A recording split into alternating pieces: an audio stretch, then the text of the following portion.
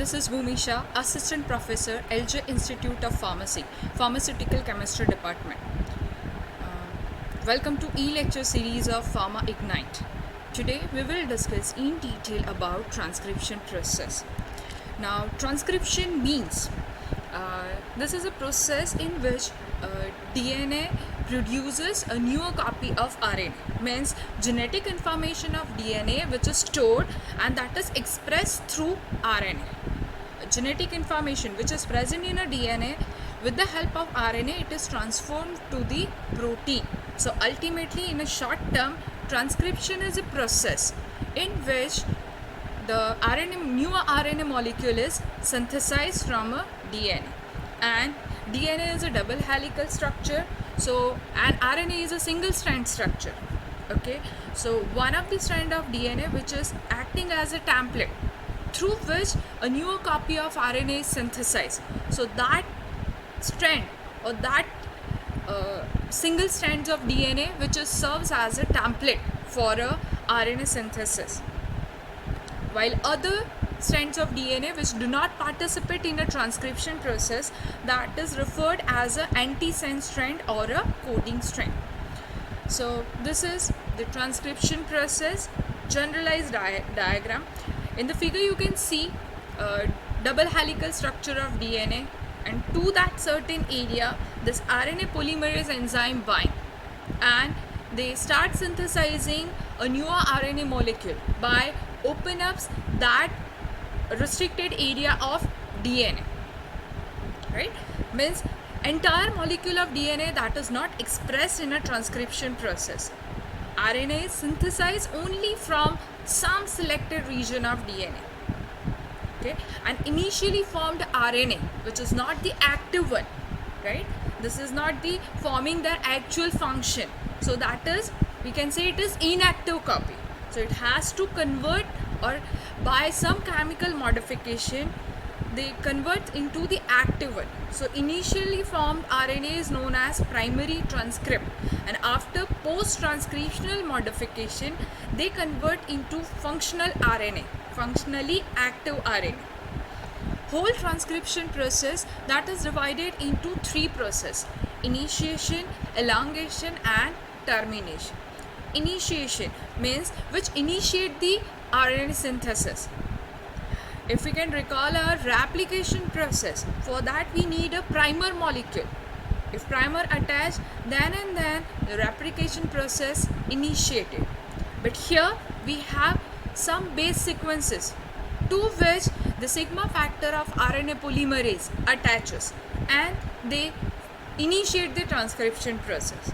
So this is, we are discussing transcription process with context to prokaryote. Then after we will discuss the difference between prokaryotes and eukaryote. Okay, so which are the two base sequences needed for prokaryotes, that is Pribnow box and -35 sequence. Pribnow box is known as Tata box, and where it is located, see here, this diagram shows you this is your starting point of transcription, and the Pribnow box which is having nitrogen base sequences TA, TA, AT, and which is located 10 base pair away from the left side of the starting point of transcription, right? From the starting point it is located on a left side, 10 base pair away. Okay, the next one is -35 sequences. This is the second recognition site in a promoter region of DNA. It consists of a base pair sequence TTGACA, and which is again located left side from the starting point, but it is 35 base pair away from the starting point. Okay, this is the initiation of transcription process. To this two base sequences, Tata box and 35 sequence, the sigma factor of RNA polymerase enzyme attach and they initiate the transcription process. The next is elongation process, that means the actual transcription process.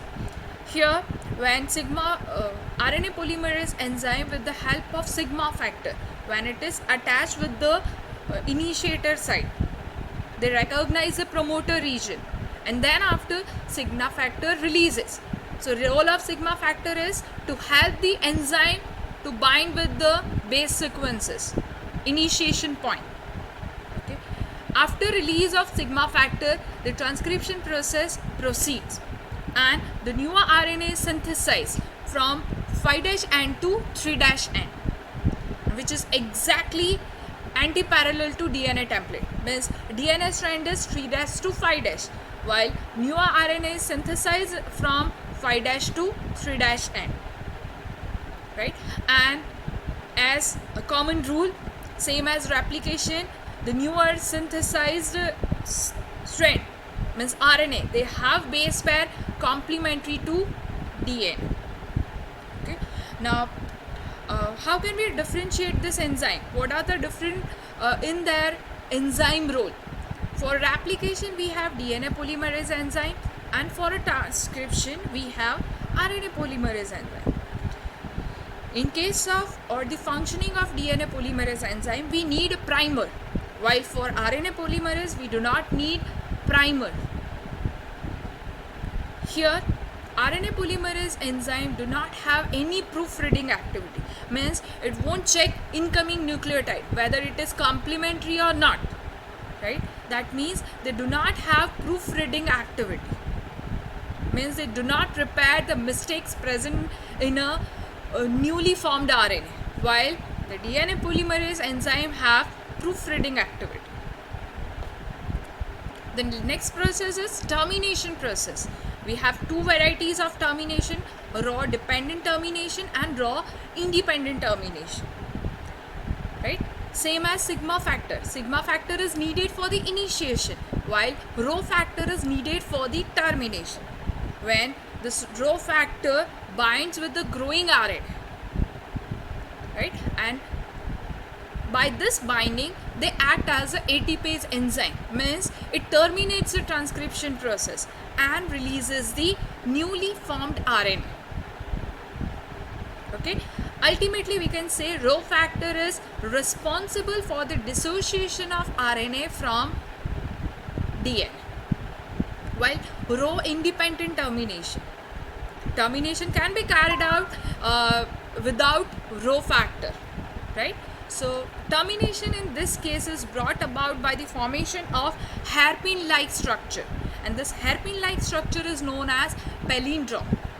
And due to this palindrome formation, they easily detaches from the DNA strand.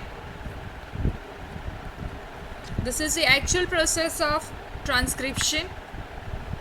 This is our DNA template, which is from that this 3' to 5' end strand, which serves as a template strand over which a new RNA is synthesized. This 4 globes, that is your RNA polymerase enzyme, it combines with the sigma factor, and then through this attachment, the sigma factor identifies the initiation nitrogen base initiator. Then after release of the sigma factor and the new RNA synthesis proceeds, elongation process starts. Okay, RNA chain is synthesizing and synthesizing, elongation process continue. But when we want termination, so at that rho factor comes and attached with the RNA polymerase enzyme with the growing chain of RNA, and ultimately they releases the newly synthesized RNA, then also detaches RNA polymerase enzyme, which is further utilized for the next cycle. Now this is all about general transcription process. Now what is the difference between prokaryotes and eukaryote in this transcription process? Major differences between RNA polymerase enzyme and promoter sites. In case of prokaryotes, we have only one RNA polymerase enzyme, while in case of eukaryotes, we have 3 varieties of RNA polymerase. RNA polymerase 1 is responsible for the synthesis of large ribosomal RNA, while 2 that is responsible for the synthesis of mRNA and snRNAs, while polymerase III, that is responsible for the synthesis of tRNA. Means in case of eukaryotes we have different RNA polymerase enzyme for different varieties of RNAs. Then major difference is again with the context to promoter sites. In case of prokaryote, already discussed, it have Pribnow box, that is Tata box, and -35 sequence. While in case of eukaryotes, we have Hogness box, which is located 25 base pair away from the starting point, left side again. Next is CAAT, cat box, which is located 70 to 80 nucleotide base pair away from the starting point. Again, it is left side. Okay, so in case of prokaryotes we have Pribnow box and 35 sequence, while in case of eukaryotes we have Hogness box and cat box. Now we already discussed the initially formed RNA which is inactive, so and that is known as heteronuclear RNA, hnRNA or pre-RNA. This is after modification, and modification, splicing, cutting and chemical modification. They'll convert into active RNA, functional RNA, right? So this specific in case of mRNA. A primarily formed mRNA undergo this varieties of post-transcriptional modification, that is 5' capping. That means a 5' end of mRNA that is capped with 7-methylguanosine, right? Means at the 5' end of mRNA add 7-methylguanosine nucleus, right? And that cap is required not only for that stabilizing or for convert them into active molecule, but it is also required for the translation process, which is our actual process, protein synthesis. The next is poly-A. That means a large numbers of eukaryotic mRNA possesses adenine nucleotide. Large number means you are adding more numbers of adenine nucleotide at a 3' end. 5' end is capped with 7-methylguanosine, while 3' end is capped with more numbers of adenine nucleotide. Okay, and this is not added during the transcription process. Once transcription process is over, then this adenine nucleotide is added just to provide them stability. Then next, intron and their removal. See here we can see in this diagram exon 2 and this intron. What is intron? This is called as intervening nucleotide sequences in a mRNA which is not coding for any protein, means which is not needed, right? So that is removed. That is doing with the help of small nuclear ribonucleoprotein particles. Small nuclear ribonucleoprotein particles. With the help of that, we can easily remove this intron and have a copy of mRNA which is coding, or whole mRNA molecule which is coding for a protein. tRNA. All the tRNA of prokaryotes and eukaryotes undergo post-transcription modification. Means that includes streaming, converting the existing base into unusual ones, addition of CCA nucleotide at 3' terminal and of a tRNA. Means at the 3' side of tRNA we need to add CCA nucleotide, which is needed for your translation process, which is a point of attachment of your amino acid for translation process. Then last, ribosomal RNA. All the pre-ribosomal RNA originally synthesized, they are converted into ribosomal RNA by a series of post-transcriptional modification, right? That includes chemical modification, trimming, splicing and all. Thank you. Hope you like this lecture. You can find the series of this lecture from your YouTube channel Pharma Ignite. Thank you.